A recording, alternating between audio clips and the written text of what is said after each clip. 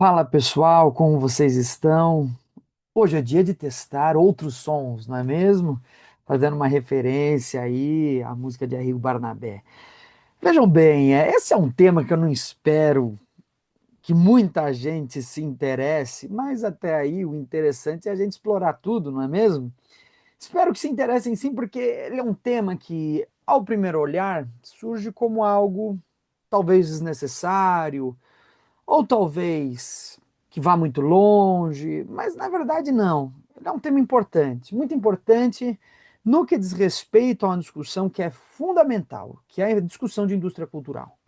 Nós já temos um vídeo aqui no canal sobre indústria cultural e hoje eu vou aprofundar essa discussão sobre indústria cultural para falar de música.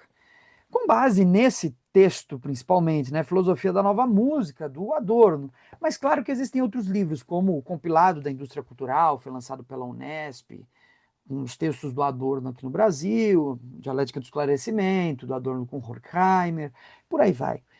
Mas por que esse tema é importante? Acho que o início é esse, não tem como escapar, né? Por que, que a gente tem que estudar esse tema? Primeiro, né? Eu diria que ele faz parte de uma maneira mais formal, dizendo assim, quem se pretende a ter uma filiação com a teoria crítica precisa conhecer os debates de estética, aos quais esse debate da música é fundamental. E aí a gente pode se perguntar, mas na geografia, como que a gente encontra esse tema? De diversas formas, que eu espero que fique claro ao longo dessa discussão. E quais formas seriam essas? A música, afinal de contas, não se materializa necessariamente numa espacialidade, mas a cultura musical, sim. Então, aqui, quando a gente fala de música, é importante dizer, não é sobre apenas teoria musical, apesar de que a teoria musical também nos interessa, mas a gente está discutindo como essa música se materializa nos fenômenos culturais que envolvem a nossa sociedade. E se materializam profundamente, se enraizam profundamente naquilo que nós chamamos de indústria cultural. E quando a gente fala isso, parece que discutir música seria uma dimensão pequena dessa indústria cultural, mas não. É uma dimensão gigantesca. Eu diria que é uma das mais fundamentais. E como movimento de emancipação, a gente não pode passar ao largo dessa discussão. Em algum momento, eu pretendo analisar diretamente este livro aqui, né? Principalmente no que diz respeito à introdução, né? Que já começa com a estética de Hegel, né? Mas por hoje, eu quero contextualizar essa obra sem necessariamente entrar nos detalhes do texto, fazendo uma discussão do porquê que eu acredito que ela seja importante. Então, a gente estuda estética por conta dos estudos críticos, e a música faz parte desse campo, mas como teoria com o método, a abordagem do Adorno para entender essa indústria cultural, particularmente a música, serve para que a gente entenda os diversos fenômenos culturais da nossa sociedade. Ou seja, o estudo de música é uma particularização desses estudos, mas de forma nenhuma ele é, vamos dizer assim, solitário. Né? Ele vem acompanhado de outros estudos, os quais a gente não pode menosprezar. Então, estudar a filosofia da nova música é encontrar as ferramentas de método e de teoria que nos auxiliam a compreender o fenômeno da indústria cultural. Porque as discussões marxistas, quando elas menosprezam o debate cultural e o que diz respeito à indústria cultural, cometem um erro gigantesco, que eu espero que fique claro ao final desse vídeo. Ou seja, não há revolução sem discussão estética. Não há emancipação política sem emancipação estética quando a gente fala do capitalismo na sua fase neoliberal. Porque a indústria cultural, ela é um obstáculo sem o qual a sua superação não permite uma verdadeira emancipação. Por isso a experiência revolucionária, ela é, acima de tudo, uma experiência que deve ser estética. E quando a gente diz estética, não se resume só à música. A música é uma particularidade pela qual a gente pode abordar esse tema, encontrar ferramentas de teoria e método que nos ajudem a compreender o fenômeno da indústria cultural e encontrar conceitos, categorias que nos auxiliem nessa investigação e na proposição de estratégias, né, e de resolução desses problemas. Então, muito bem, isso se encaixa, eu espero que vocês percebam isso muito bem, se encaixa profundamente com as discussões de geografia e, claro, filosofia nem se fala. Mas é bom dizer que a geografia ela tem sim uma aproximação com a estética. E quem leu a obra do Milton Santos sabe disso. O que não há é uma verdadeira teoria onde essa aproximação se deu de maneira mais sistemática. Não é? A gente faz estudos, por exemplo, acho que onde isso fica mais claro é na arquitetura, por exemplo, que há um debate de estética. E no urbanismo, claro, isso se aproxima e fica muito claro. E a gente tem vários debates sobre estética, principalmente relacionados à geografia urbana. A condição pós-moderna do David Harvey, por exemplo, é um estudo de estética na geografia. Ou seja, há relações profundas. E o David Harvey ele mobiliza ao longo do seu texto pensadores como, por exemplo, Walter Benjamin, para falar de aura, para falar da obra de arte na era da sua reprodutibilidade técnica, não é? E por aí vai. Né? Então, esses estudos, eles fazem parte já, tradicionalmente, das discussões em geografia. Então, eu não estou trazendo nada de novo. O que não há uma sistematização desses estudos, eles aparecem em obras ali, aqui, às vezes em textos. O Milton Santos, por exemplo, tem um texto muito interessante falando sobre arquitetura também e sobre a construção da paisagem, como a paisagem é construída esteticamente, como o neoliberalismo constitui uma estética que é uma estética da ideologia. Por exemplo, o Milton Santos vai lá falar do Bauhaus, de várias experiências estéticas e por aí vai. Então vejam só, é uma discussão que não está, não é nada que estou trazendo de novo aqui. Já existe essa discussão na geografia, só que ela é pouco explorada e poderia ser muito mais aprofundada, certo? Mas vamos ao que interessa no que diz respeito a essa obra, porque essa obra ela vai ser um embate entre Schoenberg e Stravinsky a maior parte do tempo. E aí, é claro, entra um pouco na música erudita. De modo que acho que um grande empecilho para essa discussão do Adorno é o fato de que as pessoas não conhecem ou não gostam tanto, né? O Schoenberg, particularmente, é difícil de digerir. E vocês vão ver, o Adorno, ele fala que isso é um ponto positivo no Schoenberg. Essa dificuldade de digerir a música dele é um ponto extremamente positivo. Então, o Schoenberg é muito valorizado, enquanto Stravinsky é visto como um vilão. A gente já entra melhor nos detalhes sobre isso, mas antes vamos contextualizar, né? A gente está falando aqui de música erudita. E muito se acusou Adorno de ser um elitista no campo do marxismo, como, por exemplo, a partir do momento em que o Adorno passou a considerar que o jazz não era música. Né? E a gente vai tentar entender o porquê disso. Né? Particularmente porque o Adorno considera a autenticidade um princípio fundamental para se pensar o que é a música.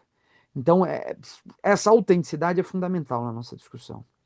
E aí a gente precisa também resgatar o sentido de aura no Walter Benjamin. E nesse sentido, o jazz ele incorre com um fenômeno da indústria cultural, vamos dizer assim. O jazz ele acabou se encaixando na forma da indústria cultural, né? Na forma da vendagem, da mercadoria. Certo? Então, tudo que não se, tudo que se encaixa nessa forma de mercadoria, o Adorno considerava como parte desse fenômeno da indústria cultural.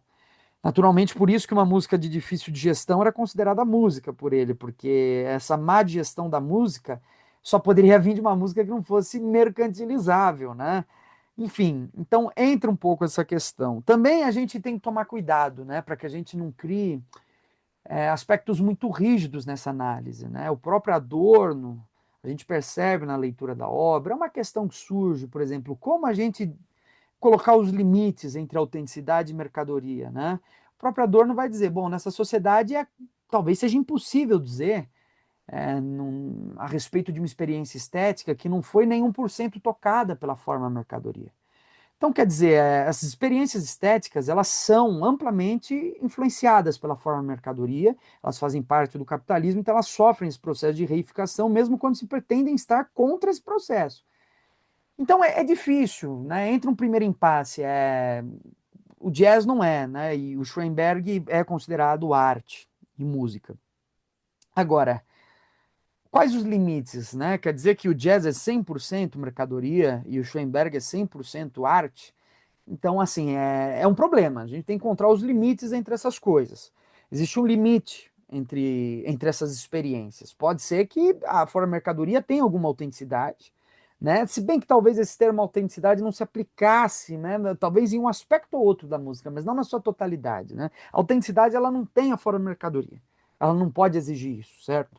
Enfim, é um primeiro impasse, né? Como a gente calcula? Esse é o problema, né? Como calcular quanto que isso daí é de mercadoria? Enfim, não é preciso calcular, mas é preciso analisar, certo? Então, primeira questão, não tornar essa discussão tão rígida, acho importante.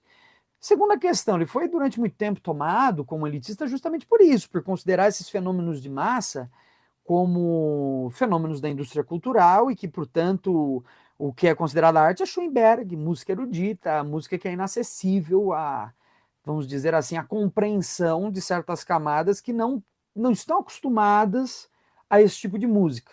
O que também acaba sendo uma visão elitista de quem faz essa crítica, certo? Porque parte-se também do princípio de que as camadas mais baixas não entendem o que é música erudita. Então, quem acusa o adorno desse elitismo, às vezes comete, inclusive, o perigo de cair nessa armadilha, né? De acusar ele de elitista, você mesmo estar sendo elitista por considerar que as camadas mais baixas não têm acesso ou não compreenderiam esse tipo de música, que já é também um problema. Agora, mesmo tomando essa premissa, né, de que ele considera a música erudita e que a gente precisa compreender que existe um fenômeno de massa, ou que simplesmente o que surge no interior, né, dos grupos desfavorecidos na nossa sociedade, por exemplo, o rap, surge vinculado àquele espaço e àquele tempo daquela forma porque não haveria de ser de outro jeito. A primeira questão é que não necessariamente porque é popular, e aí eu já estou tentando desconstruir alguns mitos, não necessariamente porque é popular que não é arte para o Adorno. Então esse é um problema, né? Eu vou colocar aí, se eu conseguir, um trecho em que eu mesmo faço uma pergunta para o Arrigo Barnabé a respeito dessa questão do, do Adorno, né? E vocês podem acompanhar a resposta dele. Mais à frente eu coloco quando eu entrar exatamente na questão do dodecafonismo. Se eu conseguisse, o YouTube não me restringir, né? Mas, enfim, aqui é importante, então, a gente fazer um limite entre o que é popular ou a música popular e a música pop. É uma diferenciação que o próprio Adorno faz, certo? A música pop é a indústria feita para a indústria cultural e que é um fenômeno de massa. A música popular, ela é um fenômeno de massa, mas ela é arte. Qual é a diferença? Que a música popular não é tomada pela forma mercadoria, ou pelo menos a sua maior parte não se rende a esse aspecto, enquanto a música pop ela é introduzida e produzida a partir da indústria cultural, certo? E aí sim ela é um fenômeno de massa por via da mercadoria. Então é preciso separar. O Schoenberg, estou confundindo Adorno com Schoenberg, olha a loucura aí. O Adorno, ele considerava, claro, a experiência da música popular. Então não era apenas o que estava no circuito da música erudita que era considerado, mas ele teve essa polêmica com jazz. É uma questão. Em outra questão ainda, né? Ele tem problema também com a música erudita. Então ele, por exemplo, é um grande crítico do Stravinsky, né, que é música erudita, certo? Então, tanto o Schoenberg quanto o Stravinsky estão nessa questão da música erudita moderna. Não estou chamando de música clássica, porque música clássica é um período da música, onde, por exemplo, a gente tem o Mozart, né? Então, música erudita pode considerar tanto o aspecto do barroco, quanto da música clássica, quanto da música romântica, quanto da música moderna. Tanto o Schoenberg quanto o Stravinsky, eles são compositores desse período moderno. E o que é essa modernidade na música? Ela é marcada por uma desconstrução das construções tonais anteriores. Para a gente não deixar isso tão complicado, ela soa estranha. É uma música com que a gente não está tão acostumado, porque o nosso ouvido se acostumou muito com um tipo de música muito quadrada, onde a gente inconscientemente adota essas questões, né? De tanta gente ouvir um padrão tonal, por exemplo, em Ré maior, em Mi menor, a gente espera que depois dessa nota se encaixe aquela outra nota, intuitivamente. A gente entende, a gente sente uma harmonia quando isso ocorre. Na música moderna, se busca quebrar um pouco isso. E aí vamos ver que talvez o Adorno tenha sido muito ruim com o Stravinsky, porque o Stravinsky ele não quebra, na verdade, o Stravinsky ele tem um período que ele chama de neoclássico, em que o Stravinsky retorna ao modelo clássico de composição, com o Firebird Suite, né, que é a composição mais famosa dele, mas ele tem méritos da desconstrução desses sistemas tonais, como, por exemplo, a Sagração da Primavera. Né? Então, ele é um compositor controverso. Só que aí entra também uma questão do Adorno. Nessa obra ele acabou um pouco, vamos dizer assim, mistificando, vamos dizer, caricaturizando criou duas caricaturas, né? Duas metáforas, vamos dizer assim, o Schoenberg como herói e o Stravinsky como vilão. Isso eu vejo um problema. Eu acho que ele ao longo do livro, ele aprofunda isso, mas eu acho que isso daí poderia ser melhor analisado, certo? Não tornar essas coisas tão rígidas, a figura do herói e do vilão. Enfim, essas são questões iniciais importantes para a gente entender as limitações e as polêmicas do pensamento do Adorno, não é? Quer dizer, a crítica que ele faz ao jazz é muito utilizada pelas pessoas para fazer uma crítica a ele, no sentido de que ele desconsidera as músicas populares. Não, ele considera e ele acha importante, né, o que é música popular. Ao mesmo tempo, dizem que ele é elitista porque ele valoriza uma música erudita. Não, ele faz críticas também à música erudita. Então, o padrão do Adorno, e por isso ele não é elitista, não é um padrão de diferenciar o que é música erudita de popular, que é esse o espantalho que as pessoas colocam. Né? O padrão do Adorno é você entender o que é arte e o que é mercadoria. E isso está em todas as possibilidades, desde a música erudita até o fenômeno das massas, certo? Então, é preciso tomar cuidado para a gente não acabar caindo numa certa falácia na análise dessa obra, certo? E acabar reduzindo Adorno a uma coisa que ele não é, certo?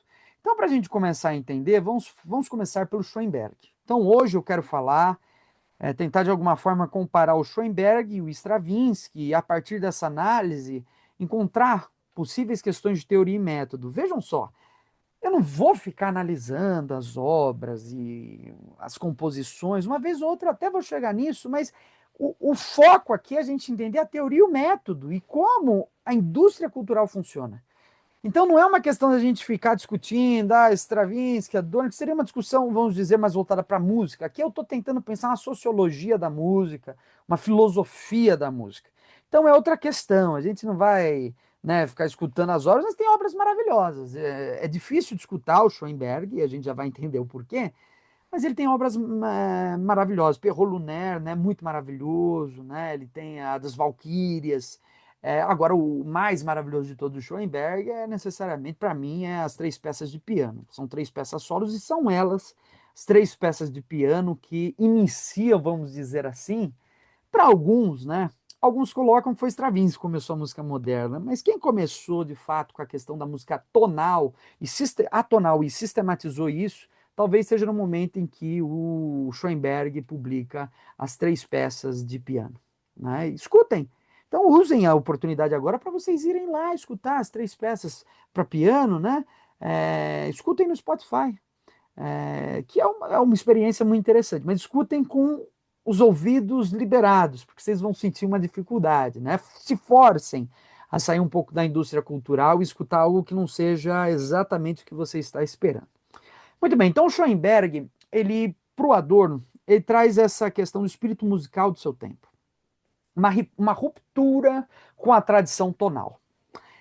Como que se dá? Né? A tradição tonal, a gente tem um campo harmônico. Nesse campo harmônico, se estabelece que depois de uma nota, vem essa, e vem aquela outra, tem que ter uma harmonia entre essas notas, certo?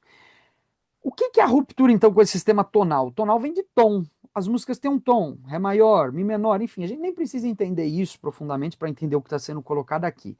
Então, o Schoenberg ele começa explorando, fazendo experiências com a música.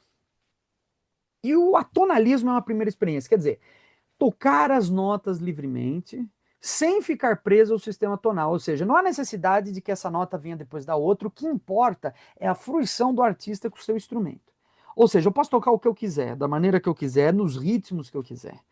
Agora, é claro que o que foi pensado é que não deveria ser algo, vamos dizer assim, completamente absurdo. Ou seja, ao desconstruir o sistema tonal, não se tratava de você simplesmente ficar espancando tudo, apesar de que, por vezes, isso trazia uma interpretação, né? Você vê o Arrigo Barnabé é um dos grandes herdeiros do Schoenberg aqui no Brasil, muitas vezes ele toca batendo, simplesmente usando o piano de tambor. E é uma possibilidade. Agora, não se reduz a isso. Né? Pode, em alguma peça, chegar a isso, mas a ideia é que, por meio desse atonalismo, você consiga, de alguma forma, encontrar uma expressão, um sentimento musical. Então, quando você escutar as três peças para piano do Schoenberg, você vai perceber isso. Qual que é a ideia? É você experimentar. É você ter aquela sensação de que, olha, apesar de que eu não estou tocando no campo harmônico, algo está sendo transmitido. Você vê beleza. Então, assim, é procurar, por fora do sistema tonal, encontrar beleza no atonal. Quer dizer, fazer com que ele comunique algo, com que ele comunique um sentimento, com que ele transmita alguma ideia, certo?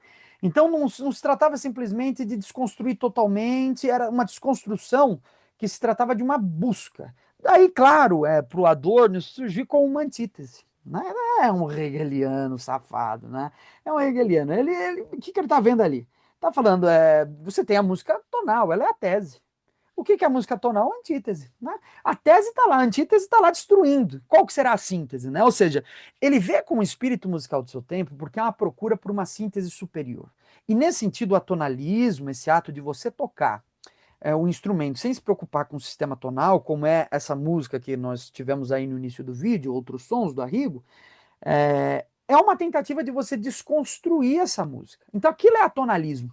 Você está tocando, você não está preocupado com o sistema tonal, mas você está procurando alguma ideia por trás daquilo.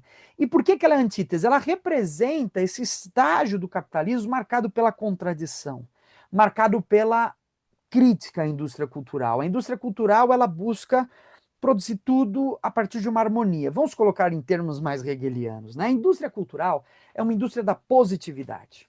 O que isso quer dizer? Que a sua produção como mercadoria busca se constituir a partir de uma positividade. Claro, uma positividade por quê? Porque eu quero criar identidade entre o indivíduo que escuta e a música que é tocada. Então precisa de uma identidade.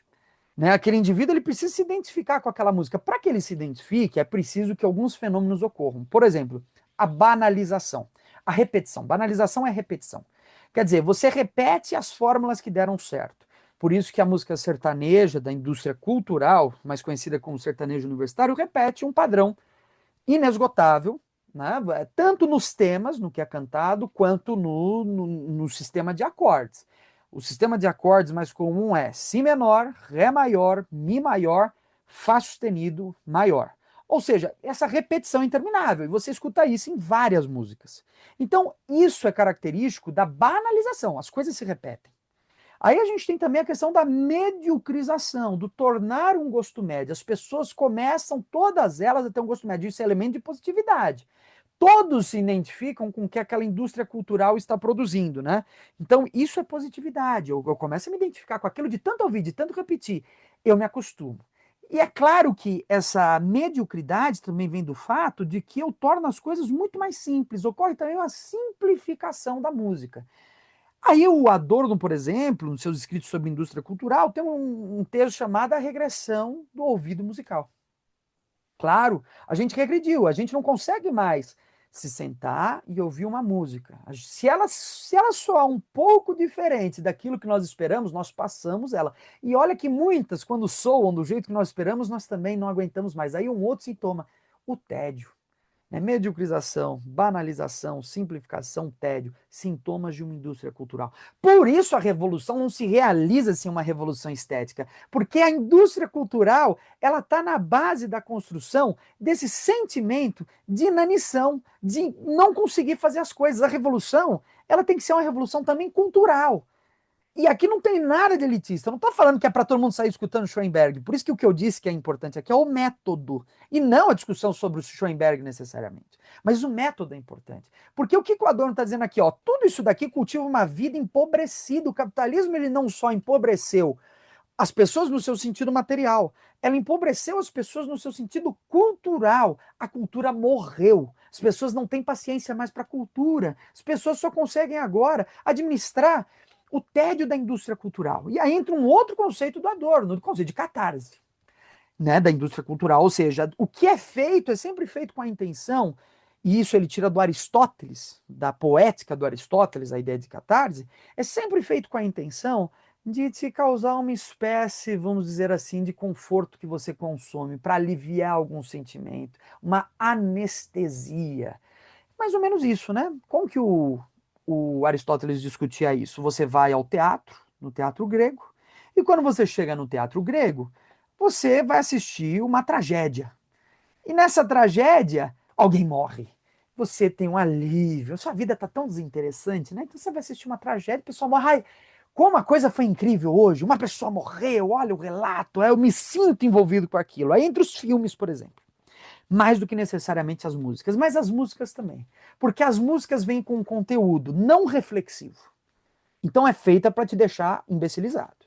As músicas da indústria cultural, gente. Então vem com conteúdo não reflexivo. Vem pela positividade, um conforto que é simplesmente qual a função da música hoje? Distração. Aí eu cheguei em casa e colocar para me distrair, eu nem escuto. Mas é simplesmente, de novo, a catarse, me distrair. Ah, o dia foi horrível. Ah, escutei a música, relaxei. Quer dizer, aquela música que não foi feita para se escutar, foi feita para simplesmente anestesiar, certo? Então é um problema. Se a gente não discutir isso, a gente fica depois sem saber como a gente pensa a indústria cultural no interior das nossas propostas, certo? Então é um problema, a gente tem que discutir. Então vejam só, o Schoenberg ele propõe uma ruptura com a tradição tonal e a criação de um sistema atonal, isso no início. Então, o atonalismo é uma experiência musical interessante para a gente pensar hoje, porque ele não foi para frente, ele ficou muito restrito aos círculos eruditos. Né? E aí o Schoenberg ele acaba indo mais adiante, ele acaba usando mais, ele cria o sistema dodecafônico. Dodecafônico vem de 12 notas. Né? E aí ele cria o seu próprio sistema tonal, o dodecafonismo, que é um sistema que não segue as leis da harmonia, é um sistema aberto. De novo, olha a negatividade aí. Por isso que o Adorno admira tanto Schoenberg. Olha a negatividade do Schoenberg. Quer dizer, não é um sistema onde depois do Ré vem esse, aquele. Eu crio um sistema onde qualquer nota dentro desse sistema pode ser tocada de qualquer maneira, seguindo uma regra. Então, qual que era a regra do dodecafonismo? A gente tem 12 notas, porque a gente tem Dó, Ré, Mi, Fá, Sol, Lá, Si e os intervalos entre essas notas. São mais 5 intervalos, certo? Então, se a gente olhar um piano, a gente tem seções de teclas brancas e pretas, uma seção de teclas brancas mais as pretas constitui uma oitava. Essa oitava, ela constitui as 12 notas, certo?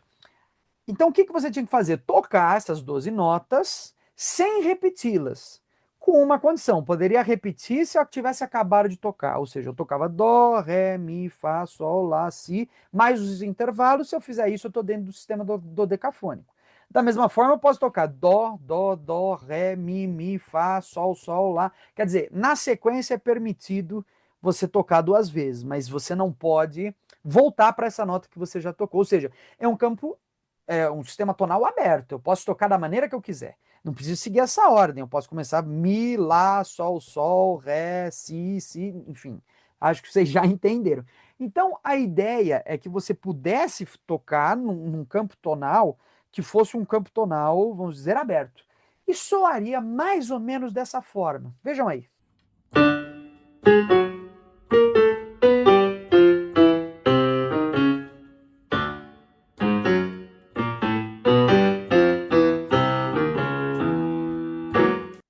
E é claro que isso ia contra os moldes tradicionais. E veja, é mais difícil de escutar do que, por exemplo, quando a gente está num sistema tonal. Vamos pegar aí uma obra do Brahms, né? As danças húngaras do Brahms. Então vejam só.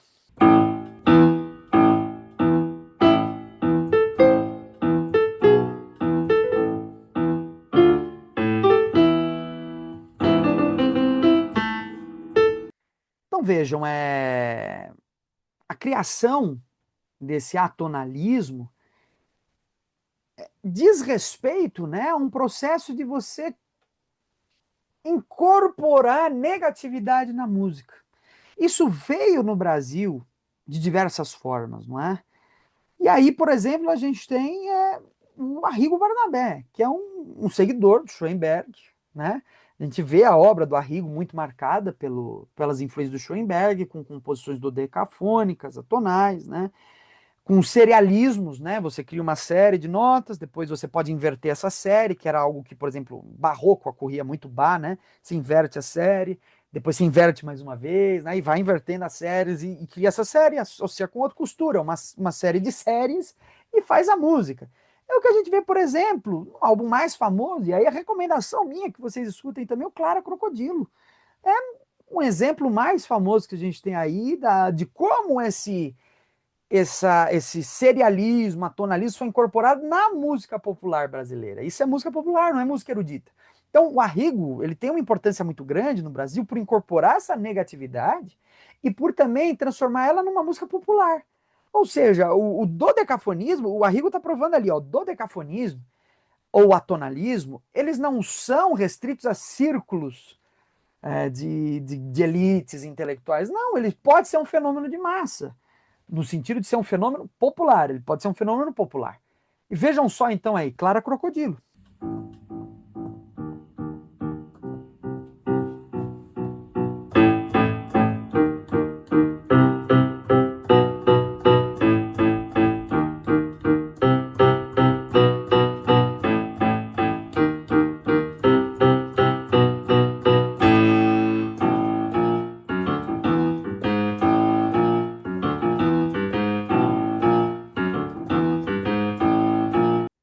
Então, pessoal, há nisso tudo uma tentativa de um enfrentamento da indústria cultural, né? Então, para Adorno, a música de Schoenberg, pela sua complexidade e dificuldade de assimilação imediata, resistia à lógica mercadológica da indústria cultural. Diferente da música fácil e padronizada, que reforçava a alienação, Schoenberg representava a possibilidade de uma arte autêntica e autônoma, capaz de expressar contradições e sofrimento do mundo moderno. Então é isso, o Schoenberg ele traz a contradição, o sofrimento do mundo moderno, essa negatividade incorporada na sua obra, por isso que faz parte do espírito do seu tempo, Schoenberg. Então ele está dizendo, enquanto a indústria cultural é ahistórica, porque ela não encarna o espírito da contradição do seu tempo, não, o Schoenberg incorpora essa negatividade e joga essa negatividade para a música. Então hoje é até uma questão, porque grande parte dos movimentos de esquerda não se preocupam com as questões culturais e muitas vezes acabam sendo cooptados pela lógica de reificação. E a questão aqui não é combater necessariamente os artistas, mas as formas de artes que são reducionistas. Então, como movimento de esquerda, a gente tem que repensar o que é arte, repensar a experiência estética. Por exemplo, grande parte do funk no Brasil ele é tomado pela lógica da indústria cultural. A gente vê isso muito bem, seja nos seus elementos mercadológicos, principalmente no que diz respeito ao funk ostentação. Porque ali é claramente uma reificação da forma mercadoria. Né? O próprio a ideia de ostentação já é isso, né? Você vende ali um modelo de mundo, um modelo de consumo, você vende a catarse, né? Uma ideia de que a pessoa escutando aquilo sente uma satisfação da ostentação. Eu estou ostentando, eu tenho dinheiro, que é uma fuga, né, daquela sensação de inanição que é típica das favelas, de pobreza. Não é? E isso daí já acabou até se transformando numa indústria cultural que gourmetizou isso para uma classe média. Não quer dizer que todo funk esteja associado a isso, mas uma boa parte surge associada a isso. Então, o que é de fenômeno da indústria cultural como a simplificação, como a banalização, com a mediocrização, a alienação, tudo isso, né, o tédio, a catarse, faz parte da estrutura desse funk e ostentação. O rap, por outro lado, não. Grande parte do que a gente vê no rap hoje surge como uma verdadeira antítese a esse funk e ostentação. Um rap que surge como denúncia, um rap que surge como crítica, né? Um rap que surge de verdadeiras experiências populares, as batalhas de rap, as batalhas de rima surgem como verdadeiras experiências que a gente precisa levar em consideração, talvez até como uma antítese ao que vem se propondo o funk e a ostentação, certo? Então é uma questão para a gente pensar aí, a questão brasileira. Eu não vou entrar aqui na questão da autenticidade muito profundamente, porque eu acho que no vídeo de indústria cultural eu já falei bastante. Eu discuti mais o Walter Benjamin no vídeo de indústria cultural, mas é importante dizer que essa autenticidade surge justamente dessa possibilidade de encarnar o espírito do seu tempo, de não se render a essa indústria cultural, não é? E de produzir uma verdadeira subjetividade, porque também a mercadoria é a ausência de subjetividade. A mercadoria ela é objetiva, ela é feita com um fim, que é a venda, e por isso ela é objetiva. Nisso some a subjetividade de quem produziu. Na medida em que a música tem mais subjetividade, mais difícil de assimilação ela fica. Não é? Porque você está vendo o reflexo da alma, do verdadeiro potencial da alma de quem a produziu. E essa pessoa, quando produz com autenticidade, ela deixa fruir sua subjetividade de uma forma que ela não se rende aos padrões, mas o que a sua própria fruição lhe indica que é certo fazer. Ou seja, o objetivo não é vendagem, não é vender, mas você produzir uma verdadeira experiência estética, né? Muito bem. Adorno acreditava que a obra de Schoenberg, então, encarnava o princípio da negatividade, não oferecer consolo nem harmonia aparente, mas expor as fraturas e dissonâncias da realidade. Nesse sentido, a música dele teria uma verdade estética, refletindo a sociedade fragmentada e alienada do capitalismo tardio. Essa negatividade é fundamental. Então, do que sobra dessa discussão, pessoal? Quando a gente pensa o Schoenberg, o que sobra para a gente é entender que o Schoenberg, a gente não tem que pensar ele pela lógica, simplesmente da discussão da sua obra. A gente está entendendo aqui uma série, como nós vimos, de questões de teoria e método que vão nos ajudar muito a pensar a indústria cultural a partir da experiência do Schoenberg. Então, isso é muito importante. Muito bem. Stravinsky. Stravinsky é a regressão estética. Para Adorno, Stravinsky representava um retrocesso disfarçado de inovação. Apesar de usar recursos modernos, ritmos irregulares, colagens sonoras, estilo primitivista, ele via nisso um retorno arcaico, mais voltado ao espetáculo do que à crítica. Então ele via que, olha, Stravinsky você tenta, mas parece que você faz isso mais voltado a uma questão do espetáculo do que voltado a uma verdadeira emancipação. Ele tinha um ódio do Stravinsky, e vale ressaltar aqui, o Schoenberg odiava o Adorno, o Schoenberg não gostava do Adorno, e o Schoenberg e o Stravinsky eram muito amigos. E o Schoenberg tinha um ódio terrível do Adorno, não é? Justamente porque o Schoenberg não pensava como o Adorno pensava. E o Schoenberg, ele via com grande potencial a obra do Stravinsky, gostava da obra do Stravinsky. Então o Adorno está lá criticando um, elogiando o outro, mas os dois se adoram e os dois odeiam o Adorno, né? Coitado do Adorno, ele era uma figura meio odiada, né? Você vê que também ele passa a vida inteira tentando discutir com Heidegger, fazendo discussões enormes com Heidegger, o Heidegger nunca respondeu ele, né?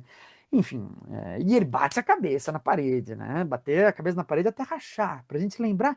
Olha que interessante, o livro O Alfabeto das Colisões começa com uma conversa entre Schoenberg e John Cage, não é? Onde um pergunta para o outro, mas isso que o Schoenberg fala para o John Cage, mas isso que você está fazendo é loucura, o que você quer? E o John Cage fala, na verdade, o Schoenberg diz, isso que você está fazendo é bater a cabeça na parede, é loucura, não é? E o John Cage fala, então eu quero bater até rachar. Quer dizer, eu quero ir no extremo do negócio. Eu quero desconstruir totalmente, encarnar o máximo do espírito dessa negatividade. John Cage já é outra coisa, é mais difícil ainda de digerir do que o Adorno, porque o John Cage ele está ali descompromissado totalmente, até com qualquer questão sentimentalista. Então, são experimentos sonoros totais, né? E é uma música muito marcada pelo instinto, né? Uma música instintiva, onde o que surge ali são coisas bem difíceis de digerir, muito difíceis mesmo. E aí fica a critério de vocês. Eu recomendo, porque tem peças em que vocês podem se identificar, muitas coisas interessantes.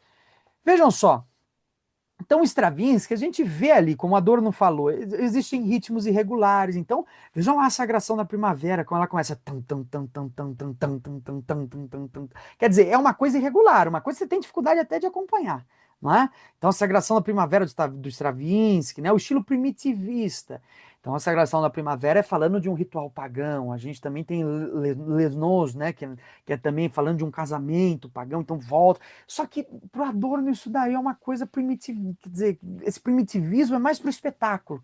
Não tem tanto compromisso com a subjetividade, com o enfrentamento da indústria cultural. Esse retorno, ele na verdade é um retorno do mesmo, dessa indústria que vem com uma outra cara, readaptada, buscar esses aspectos, mas que no fim é a mesma coisa.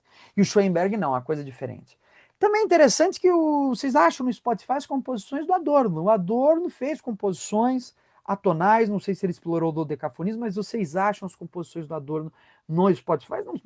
Acho que não são nada demais, né? Porque vocês sabem que ele primeiramente queria ser pianista e acabou indo para filosofia e tal, né? Ele era já desempenhava as duas coisas, mas acabou ficando na filosofia.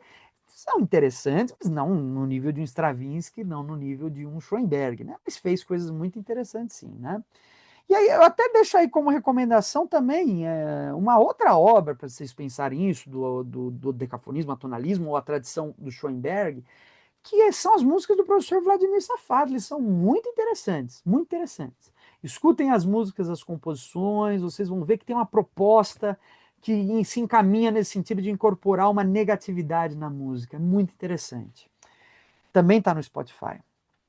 Então lá, Adaptação à indústria cultural. Stravinsky, segundo Adorno, se ajustava melhor às exigências do mercado musical e do gosto do público, oferecendo uma modernidade palatável. Então, assim, você faz esses ritmos diferentes, mas eles surgem tão espetacularizados que, na verdade, qual que é a intenção? É a vendagem, mais uma vez. O que predomina é essa mercadoria. E por isso, Stravinsky, para ele, terrível. Sua música seria menos resistente e mais compatível com o consumo, diferente da radicalidade de Schoenberg. Então, Schoenberg era mais radical. Mas vejam só, o Stravinsky fez composições dodecafônicas. Também é uma questão para vocês verem aí. Pesquisem as composições dodecafônicas do Stravinsky.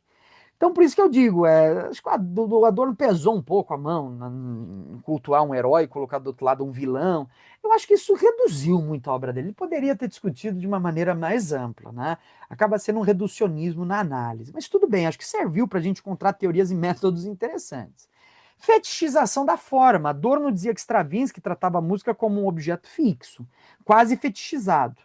Uma sucessão de efeitos, de choques ritmos, de montagens, sem lógica interna de desenvolvimento, como da tradição de Beethoven a Schoenberg, né? Então, uma sucessão de efeitos, choques ritmos, montagens, sem uma lógica, quer dizer, aquele espírito que encarna, mesmo no atonalismo, uma questão de fazer essa subjetividade fluir, aparecer montando alguma coisa. Então, o que predomina no Stravinsky é mais uma montagem mecânica, mercadológica, enquanto o que predomina no Schoenberg é mais um espírito musical de fato.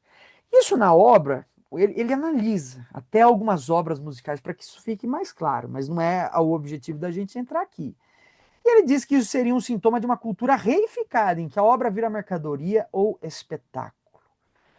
Primitismo e desumanização. Stravinsky, em obras como A Sagração da Primavera, eram vistas por Adorno como um culto à regressão primitiva, à repetição maquinal, quase desumanizante. Então, a Sagração da Primavera, ele via com maus olhos. Agora, para mim, a Sagração da Primavera é maravilhosa. Né? Eu acho uma das obras mais belas que foram feitas pela humanidade. Olha aí, nem sempre a gente concorda com Adorno, mas ele via como isso, né? Uma regressão, repetição maquinal, né? Uma coisa desumanizante, em que o espírito humano se perdia e abria espaço para máquina, para mercadoria, para fetichização, para repetição das formas. Isso a gente tem que ver, e eu acho que a gente já discutiu bastante ao longo desse vídeo, mas essa repetição, né? Como eu falei, que aparece no sertanejo universitário, aparece no funk carioca também.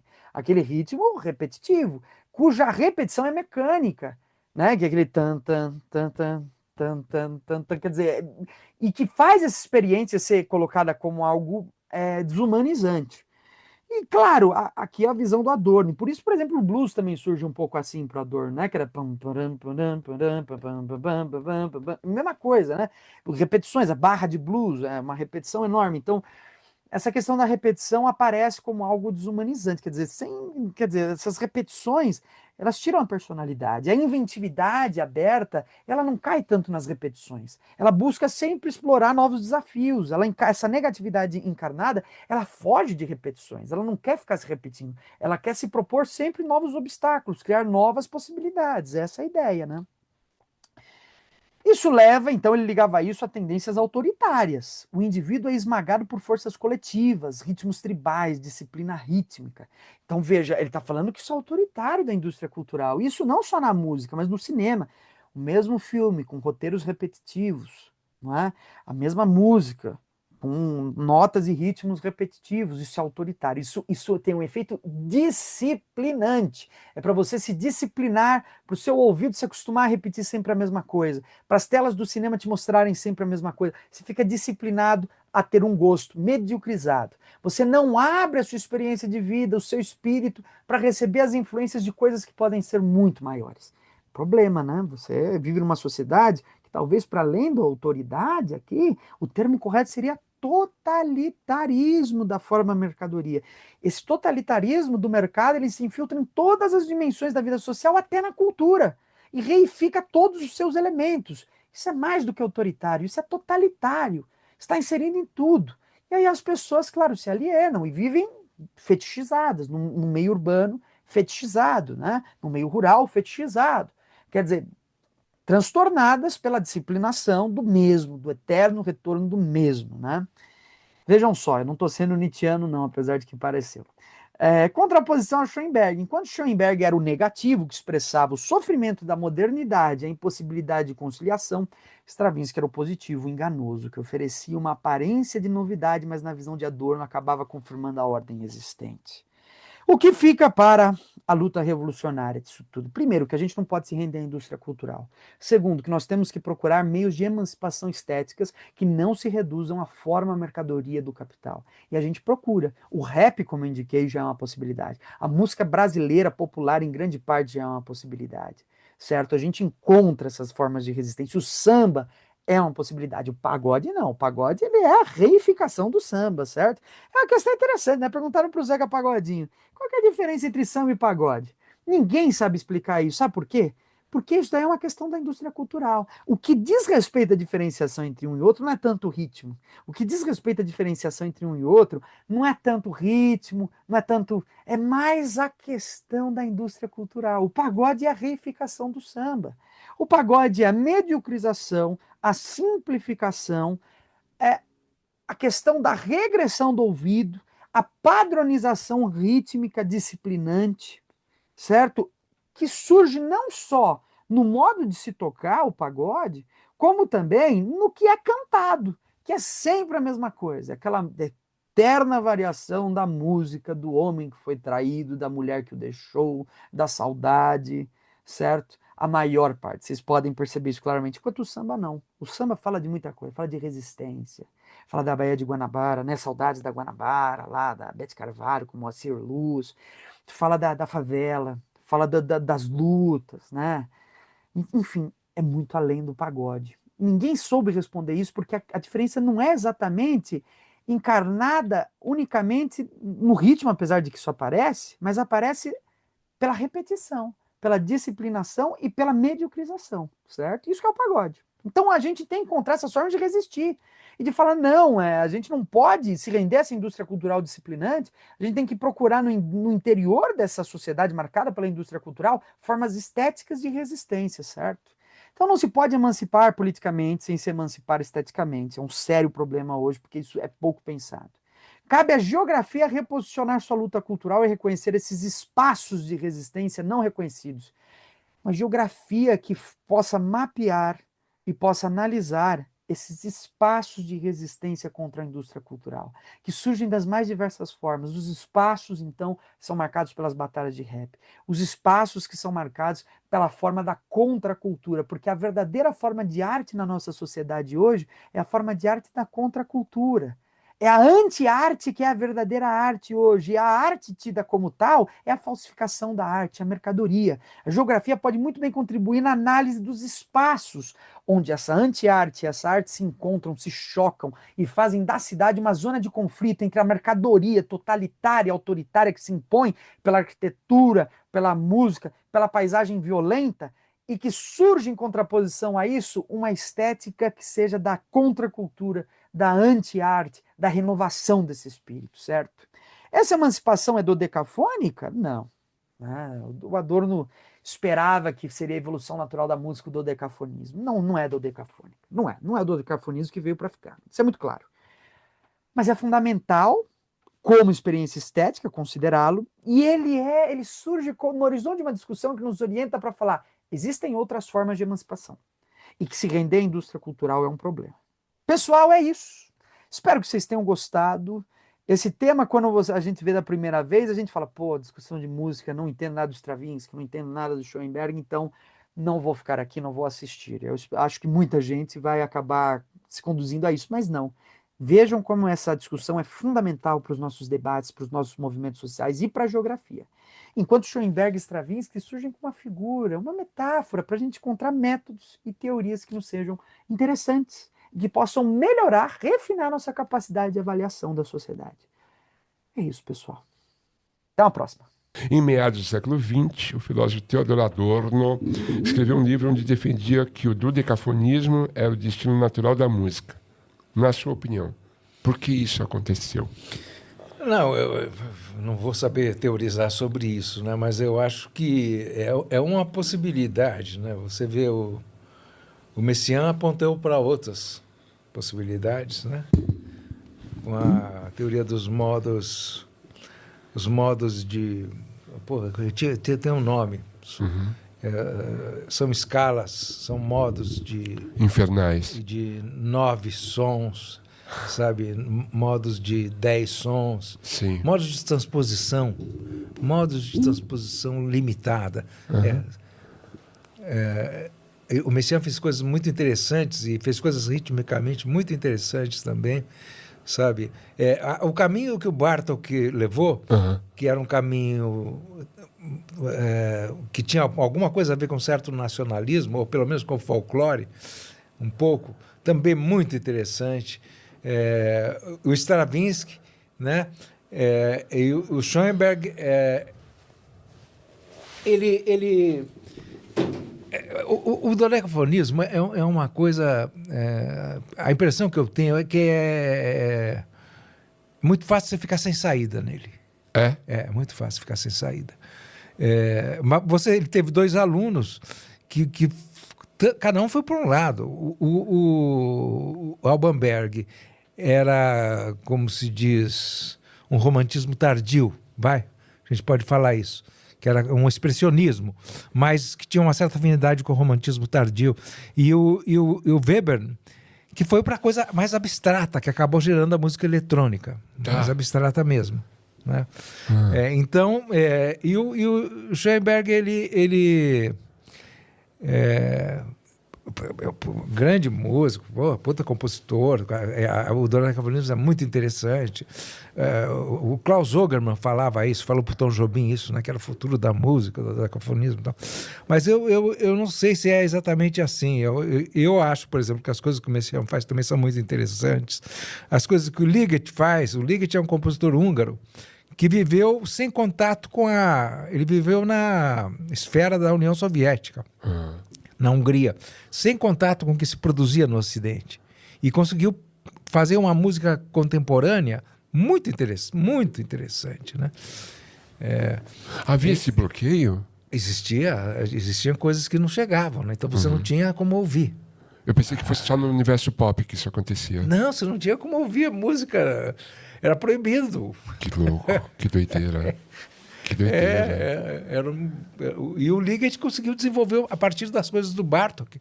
Porque o Bartók, se você pegar os quartetos dele, os quartetos vão bem para coisa muito louca. É muito louco. Alguns quartetos deles A gente ouviu Bartók na abertura dos shows a Rigo Instrumental no Sesc Pompeia. Você colocou uma peça de Bartók para tocar. Não toca um quarteto de cordas. No Arrigo Instrumental, no Sesc Pompeia, 1985. Mas ao vivo? Não. Sim. E tinha o bailarino Ismael Ivo fazendo umas performances. Se você não lembra, eu vou te lembrar. Ismael eu lembro, sim. Claro. Sim. E tinha uma abertura de Bartók. Olha. Um quarteto de cordas. Foi lindo. Foi a primeira vez que eu ouvi Bartók. Eu falei, que isso? Bartók. É mesmo? E daí eu fui atrás. Agora, o Schoenberg fez coisas que não têm a ver, por exemplo, com o dodecafonismo, como o Pierrot Lunaire, onde ele trabalha com o canto falado. Com outra coisa, né? Já é um negócio. É um puta compositor, né? Nossa, grande compositor, grande professor, né? E tudo isso. Mas o Adorno tem uma defesa muito ideológica, eu acho, né? E eu não estudei o suficiente para falar sobre isso. Mas é uma coisa que dá para você conversar. Adorno tem uma versão ao jazz. Ele Sabe, ele não considera, quer dizer, eu não consigo teorizar aqui, entendeu? Sobre isso, eu precisava estar com as coisas... Mas é uma resistência porque ela é uma coisa moderna e popular? Porque é uma coisa de massa. Você entendeu? Tá. Porque é uma coisa alienada, vamos dizer assim, sabe? Que nem o funk. Não, tô brincando.